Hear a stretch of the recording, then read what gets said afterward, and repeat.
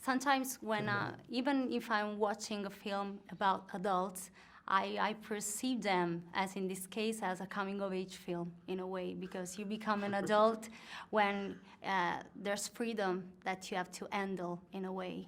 Yeah. What do you think?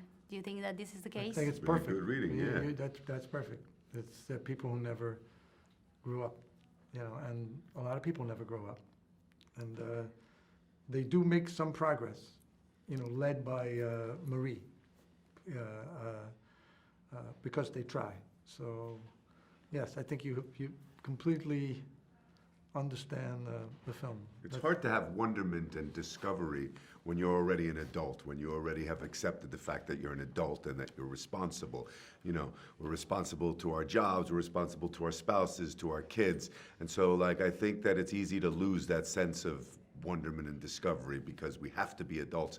And I don't think these guys are there. I think these guys are still, they have a childlike sort of innocence about themselves that allows them to stay very much in the moment. I think it's important in our lives to maintain some of that, because you can become jaded very fast. And I would only direct a movie where I feel like, I'm pushing it a little bit, so I'm not so comfortable that I haven't done it 20 times before, or tell that kind of story. Would you say that freedom is what led both of you through this film? Like the key, the fil rouge, if you want to speak. Yeah. I think when I did Romance and Cigarettes, that was my idea too, was that to try to get people to be free was so hard. So I did all these stupid acting exercises and things.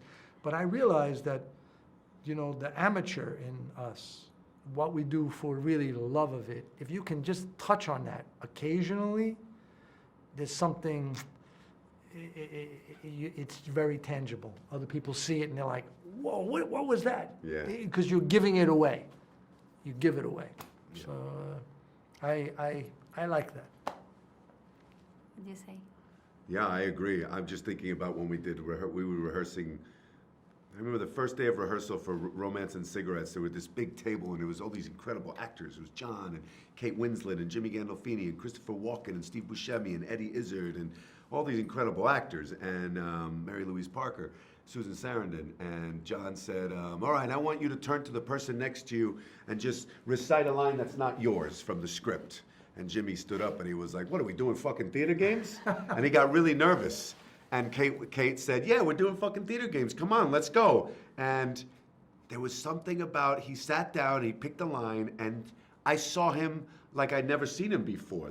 He looked like a little boy. He picked a line that he really liked and he said it. And I think it was one of Elaine Stritch's lines, and he said it, and it was incredible coming out of his mouth. And for a moment, you saw somebody that wasn't James Gandolfini. He was like this little boy. And that's the thing, right? Like when you can really, when this part of you that exists inside of you comes out and we get to see it for a moment, it's magic. Right. And you have to create that environment to allow the actor to say, okay, I'm gonna not just be professional, I'm gonna do something I do in my bedroom. Yeah. Or my bathroom. Yeah. Something very vulnerable that you don't share with other people. Right. That we all do. Right. And if you can get somebody to illuminate that, which John has the power to do because of his generosity and his non-judgmentalness, to get a room like that to do that is. Remember when Chris put a piece of paper on his head? Yeah. And it was like, what do you think if my wig looked like this? Yeah. And it was just a piece of paper on his head, and we were like, what's he talking about? Yeah. But it was so. We laughed a lot. We laughed a lot. Yeah. Yeah. When people laugh.